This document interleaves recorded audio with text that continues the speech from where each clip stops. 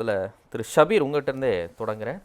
234 தொகுதி வேட்பாளர்கள், அதனை கடந்த வாக்குறுதிகள், சத்தியங்கள், உத்தரவாதங்கள், இதையெல்லாம் முதல்ல எப்படி நாம் பார்க்கலாம்?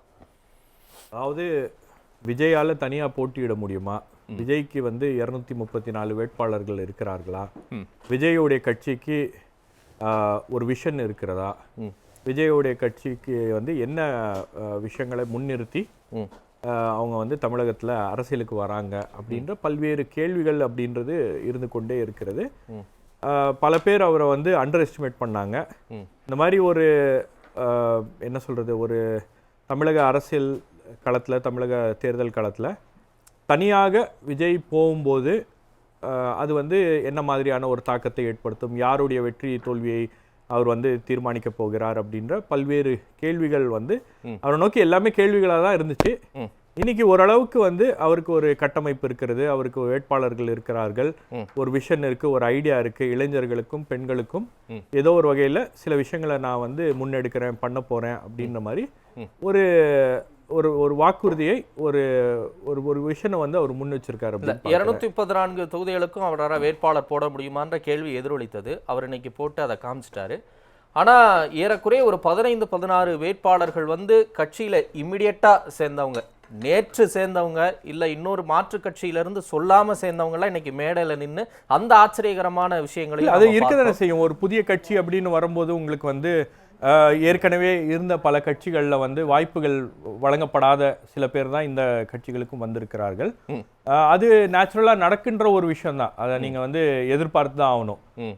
உங்களுக்கு வேற ஒரு கட்சியில் திமுகவில் சில பேர் சீட்டை எதிர்பார்த்துட்டு இருந்தாங்க, காங்கிரஸில் சில பேர் சீட்டை எதிர்பார்த்துருந்தாங்க, சில பேர் முன்கூட்டியே அரசியல் முடிவுகள் வேறு விதமாக எடுக்க போகிறாங்க, அவங்களுடைய அமைப்பில் தேர்தல் போட்டியிட போறாங்களா இல்லையா, யாருக்கு ஆதரவு தெரிவிக்க போறாங்க அப்படின்ற அந்த கேள்விகள் இருக்கும்போது அவங்கெல்லாம் இந்த பக்கம் வருவதற்கான வாய்ப்புகள் இருக்கு. ஏன்னா நிறைய பேர் தாவேக்காவை அணுகி எங்களுக்கு போட்டியிடுவதற்கான வாய்ப்புகளை கொடுங்க அப்படின்னு சொல்லிட்டு கேட்டிருக்காங்க. இதுல என்ன ரொம்ப முக்கியமா கவனிக்க வேண்டியது, அதனாலதான் கேட்கிறேன், நீங்க 234 தொகுதிகளுக்கும் அவங்கள்ட்ட ஆல்ரெடி வேட்பாளர்கள் இருந்திருந்தா நேத்து சேர்ந்தவங்க, காலையில சேர்ந்தவங்க, இல்ல சொல்லாம வந்தவங்களுக்கு உடனே அந்த மேடையில வேட்பாளர் வாய்ப்பு கிடைத்திருக்குமா அப்படிங்கிற ஒரு கேள்வி இதுல வருமா வராதான்? இல்ல, நீங்க நேத்து பேசி இன்னைக்கு சேர்த்துட்டாங்க, முந்தா நேத்து பேசி இன்னைக்கு சேர்த்துட்டாங்க அப்படின்றதுல இந்த பேச்சுவார்த்தை அப்படின்றது உங்களுக்கும் தெரியும், எனக்கும் தெரியும், ஒரு நீண்ட காலமாக நடந்து கொண்டிருக்கும். ஒருத்தர் ஒரு கட்சிக்கு வரப்போறாருன்னா இன்னைக்கு மனோ தங்கராஜ் அவர்களுக்கு சீட்டு கொடுக்கல அப்படின்றதுக்காக நாளைக்கு காலையில் அவர் தாவேக்கால ஜாயின் பண்றாரு அப்படின்னு கிடையாது. பேச்சுவார்த்தை அப்படின்றது நடக்கும். அது ஒரு நூல் விட்டு பார்ப்பாங்க, நமக்கான வாய்ப்பு இருக்காங்க அப்படின்னு பார்ப்பாங்க. ஏன்னா அரசியல்வாதிகள் எப்படி காய்களை நகர்த்துவார்கள் அப்படின்றது உங்களுக்கு தெரியும். அதை நான் 100% நான் விஜய் பார்வையிலிருந்து அதை அணுகிறேன். இப்போ ஒன்றும் இல்லை, இப்போ நாங்குநேரிக்கு ரெட்டியார்பட்டி நாராயணன் நேற்று முன்தினம் சேர்கிறார், இன்னைக்கு அவர் வேட்பாளர் ஆயிடுறாரு. செய்யாறு தூசி மோகன் அவர் அதிமுகவில் இருந்தவர், ஏற்கனவே சட்டமன்ற உறுப்பினராகவும் இருந்தவர், அவர் இன்னைக்கு சேர்றாரு. அப்போ நாங்குநேரியில் விஜய்க்காக உழைத்தவர்களுக்கு அங்கே வேட்பாளராக இடம்பெறக்கூடிய அளவுக்கு அங்கே வாய்ப்புகள் இல்லையா? செய்யாறுல அந்த மாதிரி வேட்பாளராக இடம்பெறக்கூடிய அளவுக்கு வாய்ப்புகள் இல்லையா? திருநெல்வேலி RS முருகன் அவர் என்ன ட்ராக் ரெக்கார்டில் இன்னைக்கு வேட்பாளர் அறிவிக்கப்பட்டிருக்கிறான்னு பார்க்குறோம். சங்கராபுரத்தில் ஜெகதீச பாண்டியன் நாம் தமிழர் கட்சியிலிருந்து தமிழக வாழ்வுரிமை கட்சிக்கு போய் சமீபத்தில் இருந்தவர். இந்த மாதிரி இருக்கிறாங்கல்ல. இப்போ நாங்குநேரிலேயோ சங்கராபுரத்திலேயோ செய்யாறுலையோ இந்த மாதிரி கட்சிகள்லேருந்து உடனடியாக சேர்ந்தவங்களுக்கு சீட்டு கொடுக்குறாங்கன்னா அந்த பகுதியில் இருக்கக்கூடிய விஜய் மக்கள் இயக்கத்தை சேர்ந்தவர்களுக்கு அந்த வேட்பாளர் அப்படிங்கிற வாய்ப்பு கிடைக்காம போகுதா, இல்லை உண்மையிலே அவங்களுக்கு அந்த தகுதி இல்லையாங்கிற கேள்வி வருதான்னு கேட்குறேன். இல்லை, நீங்கள் எல்லா கட்சிகளுக்கும் இந்த மாதிரி ஒரு பிரச்சனை இருக்கும். அது திமுகவுக்கு இருக்கும், அதிமுகவுக்கு இருக்கும். ஃபார் எக்ஸாம்பிள் இப்போ திருவிக நகர் ஆம்ஸ்ட்ராங்குடைய மனைவிக்கு அந்த வாய்ப்பு பொற்கொடிக்கு. அப்போ அதிமுகவை நோக்கி அந்த கேள்வியை நம்ம எழுப்ப முடியுமா? அதிமுகக்கு அங்க கட்டமைப்பே இல்ல, ஒரு கட்சிக்காரர் கூட இல்லையா அப்படின்னு அந்த கேள்வி எழுப்பும். லாஜிக்கான क्वेश्चन. எல்லாருக்கும் பொற்கொடிக்கு கொடுத்ததுக்கும் இவங்களுக்கு கொடுத்ததுக்கும் இல்ல நீங்க அதான் சொல்றேன் நான். வாய்ப்புகள் யாருக்கு அந்த பகுதியில் அவங்க இப்ப வேட்பாளர்கள் அறிவிக்கிறது எப்படி அப்படின்னு பாத்தீங்கன்னா, தேர்வு செய்யறதே எப்படி அப்படின்னு பாத்தீங்கன்னா, பல கட்ட சர்வேக்களை நடத்துவாங்க. அவருக்கு வசதி இருக்கிறதா, வாய்ப்புகள் இருக்கிறதா, அவரால் அங்க கண்டெஸ்ட் பண்ணா நம்ம கட்சிக்கு ஒரு தாக்கத்தை ஏற்படுத்துமா அப்படின்ற அடிப்படையில் தான் வேட்பாளர்கள் என்பவர்கள் தேர்வு செய்யப்படுகிறார்கள். அந்த அடிப்படையில் தான் இந்த வேட்பாளர்கள் தேர்வு செய்யப்பட்டிருக்கிறாங்கன்னு பார்க்குறேன். இந்த லிஸ்ட்லேயே எனக்கு தெரிஞ்சு நான் விசாரித்த வரைக்கும், நான் பேசியது வரைக்கும் 65% மேலே எல்லா வேட்பாளர்களும் விஜய் மக்கள் இயக்கத்தை சேர்ந்தவர்களாக தான் இருக்கிறார்கள். லார்ஜ் சங்க் வந்து அவங்களுடைய ஆட்களுக்கு தான் வந்து அவர் முக்கியத்துவத்தை கொடுத்திருக்கிறார். மற்ற சில பகுதிகளில் வந்து வேட்பாளர்கள் மாற்றுக் கட்சியிலேருந்து வந்திருக்கலாம். அவங்களுடைய வெயிட்டேஜ் என்ன இருக்கு, அவங்களுடைய ஃபெமிலியாரிட்டி என்ன இருக்கு, அவங்களுடைய பரிச்சயம் அந்த பகுதிகளில் எப்படி இருக்கிறது, அவங்களுக்கு ஒரு ட்ராக் ரெக்கார்ட் இருக்கா, அவங்களுக்கு ஒரு சோஷியல் கேபிட்டல் இருக்கா அப்படின்ற எல்லா விஷயங்களையும் வந்து கருத்தில் கொண்டுதான் இந்த பட்டியல் என்பது தயார் செய்யப்பட்டிருக்கு அப்படின்னு பார்க்கிறேன். ஸோ இந்த வேட்பாளர்கள் கொடுக்கக்கூடிய பட்டியல் நினைக்கிறேன் இல்ல இந்த அதான் சொல்றேன். நான் இதுல நான் பெருமாள் மணி சார்ட்டையும் பேசிட்டு இருந்தேன். அவர் தான் சொன்னாரு கிட்டத்தட்ட இதுல வந்து ஒரு 100லேருந்து 120 தொகுதிகளில் வந்து ஒரு சாலிடான வேட்பாளர்கள் இருக்கிறார்கள். கொஞ்சம் ஒரு வாய்ப்புகளை அவங்களுக்கும் வாய்ப்புகள் இருக்கிறது. ஒரு தேர்தல் காலத்துல எப்படி பணியாற்றக்கூடிய அனுபவம் மற்ற விஷயங்கள்லாம் வந்து இருக்கிறது.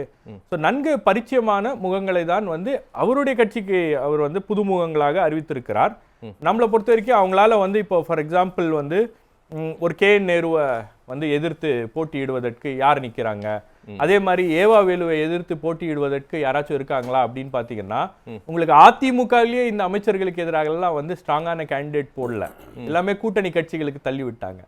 அப்ப தாவேகா போன்ற ஒரு கட்சிக்கு வந்து வேட்பாளர்களை நிறுத்துவதில் நிச்சயமா சிக்கல் இருக்கும். எனக்கு திருவண்ணாமலையில நான் பேசின வரைக்கும் சொன்னாங்க, அருள் ஏன் வேட்பாளராக தேர்வு செய்யப்பட்டார் அப்படின்னு கேட்டா, அருள் தான் வந்து குண்டாஸில் அடைக்கப்பட்ட முதல் விவசாயி தமிழ்நாட்டில் திமுக அரசாங்கத்துல.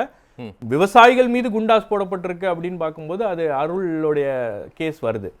அப்போ அருள் வந்து தனியாக நிக்கணும் அப்படின்னு சொல்லிட்டு அவர் பேசிட்டு இருந்தாங்க. அதுக்கப்புறம் வந்து தாவேக்கால இருந்து அவருக்கு ஒரு அழைப்பு வந்திருக்கிறது. இவங்க தாவேக்காவை அப்ரோச் பண்ணியிருக்காங்க. சரி, இவர் ரைட் சாய்ஸ் இந்த கேண்டிடேட்.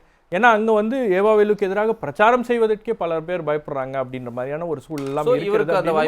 அந்த வாய்ப்பு அப்படி கொடுத்துருக்காங்க. ஸோ எந்த பகுதியில உங்களுக்கு வந்து ஒரு கேண்டிடேட் உள்ள போனாங்கன்னா அவரால் வந்து ஓரளவுக்கு அந்த தேர்தல் களத்தை ஒரு போட்டியாக மாற்ற முடியுமா அப்படின்ற ஒரு எண்ணத்தின் அடிப்படையில் கொடுத்துருக்காங்க. இப்போ உதாரணத்துக்கு நீங்க பாத்தீங்கன்னா காங்கிரஸ் கட்சியிலேருந்து வந்து தாவேகாவை சேர்ந்தவருக்கு தான் சேப்பாக்கத்துல போட்டியிடுவதற்கான வாய்ப்பு என்பது கொடுக்கப்பட்டிருக்கிறது.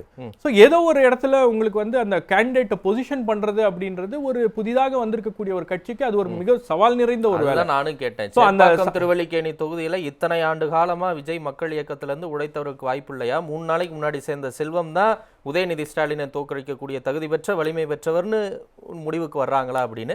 ஓகே, அதான் நான் உங்களுக்கு ஏற்கனவே கொடுத்த உதாரணம் தான். ஒரு 18 அமைச்சர்களுக்கு எதிராக அதிமுகவே வந்து வலுவான போட்டியை உருவாக்கவில்லை அப்படின்னு தூய சக்தியாச்சு. தாவேகாவை நாம எப்படி எதிர்பார்க்கறது? ஏதோ ஒரு வகையில அவங்களுக்கு வந்து கேண்டிடேட் இருக்காங்க இல்லைன்றது இல்ல, அவங்களால வந்து அந்த பகுதியில ஒரு தாக்கத்தையும் ஒரு போட்டியையும் ஒரு வியூகமா போட்டிருக்காங்க அப்படின்றத நான் பாக்குறேன். சுருக்கமா இன்னொரு பதில் மட்டும் எதிர்பார்க்கிறேன். விஜய் பயந்துட்டாரு, அதனாலதான் 2 தொகுதி, ஒன்னு பெரம்பூர் இல்ல திருச்சி கிழக்குன்னு. இது பயந்துட்டாருன்னு எடுத்துக்கணுமா இல்ல ஜனநாயகத்தின் வாய்ப்பை பயன்படுத்திக்கிறான்னு எடுத்துக்கணுமா? சுருக்கமா. இல்ல, தேர்தலில் ஒரு வேட்பாளர் 2 தொகுதிகளில் நிக்கலாம் அப்படின்ற ஒரு வாய்ப்பு என்பது இருக்கிறது. நீங்க விஜய் கட்சியை பொறுத்த வரைக்கும் விஜய் தான் வந்து அதோடைய கேபிட்டல், அதோடைய USP எல்லாமே. ஸோ அவர் சென்னையில திமுக கோட்டையில அவர் நின்று இங்கேயே போட்டியிடுகிறார் அப்படின்னும் போது இன்னொரு பக்கம் அவங்களுக்கு வந்து எங்கேயாச்சும் அவருடைய அந்த வீச்சு என்பது தோய்வடைந்து விடுமோ அப்படின்றதுக்காக திருச்சி ஈஸ்ட வந்து தேர்வு செஞ்சிருக்காங்க. ஒரு ரிப்பிள் எஃபெக்ட் இருக்கும். ஜாதி கணக்கு இருக்குன்றாங்க. இப்போ இல்ல, அதெல்லாம் வந்து நீங்க என்ன கணக்கு இருக்கோ ஒரு ரிப்பிள் எஃபெக்ட்டுக்காக அதை பண்றாங்க. இப்ப பிரதமர் மோடி அவர்கள் வந்து குஜராத்லயும் நின்னாரு, வாரணாசிலையும் நின்னாரு. அப்ப பிரதமர் 2014 அவர் செஞ்சாரு பீக்ல இருக்கும்போது. ராகுல் காந்தி அதை பண்றாங்க, எல்லாருமே பண்ணுவாங்க. ஒரு எஃபெக்ட வந்து உருவாக்கணும் அப்படின்னு. இந்த தேர்தல்ல அவருடைய கட்சி, அவருடைய கேம்பெயின், மற்ற எல்லா விஷயங்களையும் தாண்டி விஜய் அப்படின்ற ஒரு முகத்தை தான் முன்னிறுத்தி அந்த கட்சி வந்து தேர்தல் களத்தை சந்திக்கிறது அப்படின்னும் போது அது ஒரு மேக்சிமம் இம்பாக்டை கிரியேட் பண்ணணும் அப்படின்றது தான் அந்த நோக்கம். அது ஒரு ஸ்ட்ராட்டஜியாக அவர் செய்திருக்கிறார் அப்படின்னு தான் பாக்குறேன்.